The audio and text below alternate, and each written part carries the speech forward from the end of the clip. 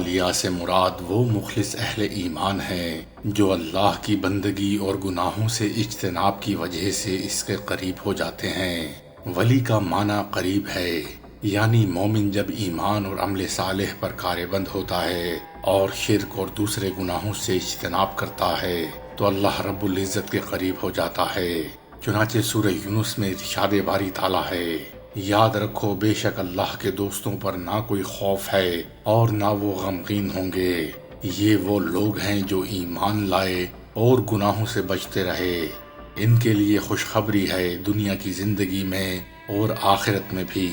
اللہ کی باتوں کے لیے کوئی بھی تبدیلی نہیں، یہی بہت بڑی کامیابی ہے۔ عبد الرحمن بن ناصر السعدی رحمۃ اللہ علیہ ان آیات کی تفسیر میں رقم دراز ہیں۔ اللہ تعالیٰ اپنے اولیاء اور محبوب لوگوں کے بارے میں خبر دیتے ہوئے ان کے اعمال اور اوصاف اور ان کے ثواب کا ذکر کرتا ہے، چنانچہ فرماتا ہے، خبردار اللہ کے جو دوست ہیں ان پر کوئی خوف نہ ہوگا،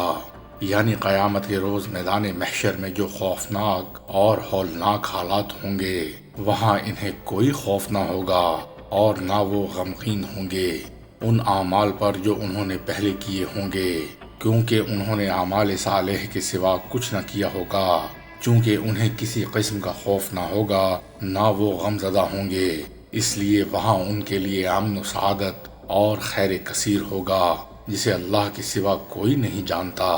پھر اللہ تعالیٰ اولیاء کرام کا وصف بیان کرتے ہوئے فرماتے ہیں، وہ جو ایمان لائے، یعنی جو اللہ تعالیٰ پر، اس کے فرشتوں پر، اس کی بھیجی ہوئی کتابوں پر، اس کے مبعوث کیے ہوئے رسولوں، یوم آخرت اور اچھی بری تقدیر پر ایمان لائے اور تقوی کے استعمال، اللہ تعالیٰ کے اوامر کی فرمانبرداری اور اس کے نواہی سے اجتناب کر کے اپنے ایمان کی تصدیق کی، بس وہ ہر شخص جو مومن اور متقی ہے وہ اللہ تعالیٰ کا ولی ہے۔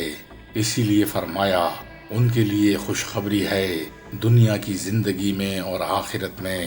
دنیا کے اندر بشارت سے مراد ثنائے حسن، مومنوں کے دلوں میں محبت و مودت، سچے خواب، بندہ مومن کا اللہ تعالیٰ کے لطف و کرم سے بہرہ ور ہونا، اللہ تعالیٰ کا بہترین اعمال و اخلاق کے راستوں کو آسان کر دینا اور بندے کو برے اخلاق سے دور کر دینا ہے۔ اور آخرت کی بشارتوں میں اولین بشارت یہ ہے کہ روح قبض کیے جانے کے موقع پر ان کو بشارت دی جاتی ہے۔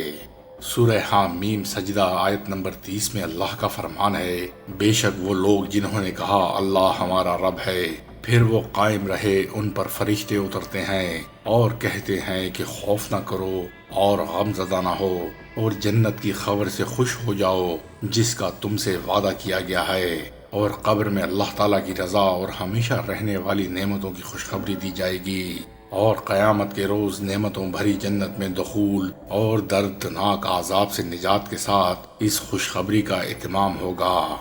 حافظ ابن کثیر رحمۃ اللہ علیہ فرماتے ہیں، اولیاء اللہ وہ ہیں جن کے دلوں میں ایمان و یقین ہو، جن کا ظاہر تقوی اور پرہیزگاری میں ڈوبا ہوا ہو، جتنا تقوی ہوگا اتنی ہی ولایت ہوگی، ایسے لوگ محض نڈر اور بے خوف ہیں، قیامت کے دن کی وحشت ان سے دور ہے، نہ وہ کبھی غم و رنج سے آشنا ہوں گے،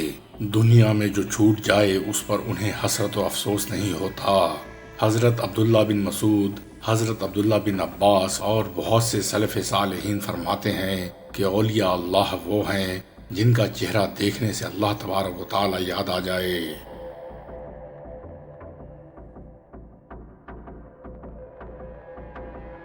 اللہ تعالیٰ اہل ایمان اور اسلام کو اپنا ولی رکھتا ہے، جیسا کہ سورہ بقرہ میں اللہ تعالیٰ ارشاد فرماتا ہے، ایمان لانے والوں کا کار ساز اللہ تعالیٰ خود ہے، وہ انہیں اندھیروں سے روشنی کی طرف نکالتا ہے، اور کافروں کے اولیاء شیاطین ہیں، وہ انہیں روشنی سے نکال کر اندھیروں کی طرف لے جاتے ہیں، یہ لوگ جہنمی ہیں جو ہمیشہ اسی میں پڑے رہیں گے۔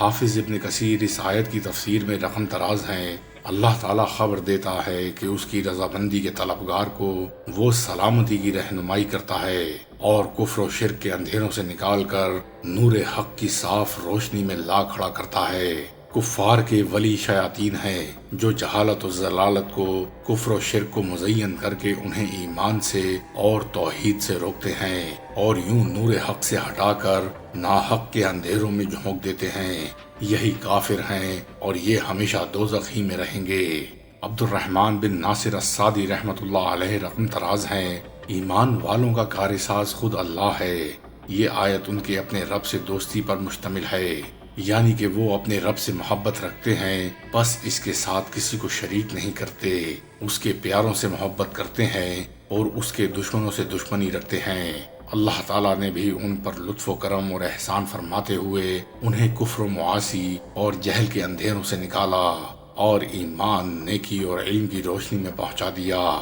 اس کے نتیجے میں وہ قبر، حشر اور قیامت کے اندھیروں سے محفوظ رہ کر دائمی نعمت اور راحت اور سرور والی جنت میں پہنچ گئے۔ اور کافروں کے اولیاء شیطان ہیں، پس انہوں نے شیطان اور اس کی پارٹی سے دوستی کر لی، اپنے مالک اور آقا کی دوستی چھوڑ دی۔ اس کی سزا کے طور پر اللہ نے ان پر شیطانوں کو مسلط کر دیا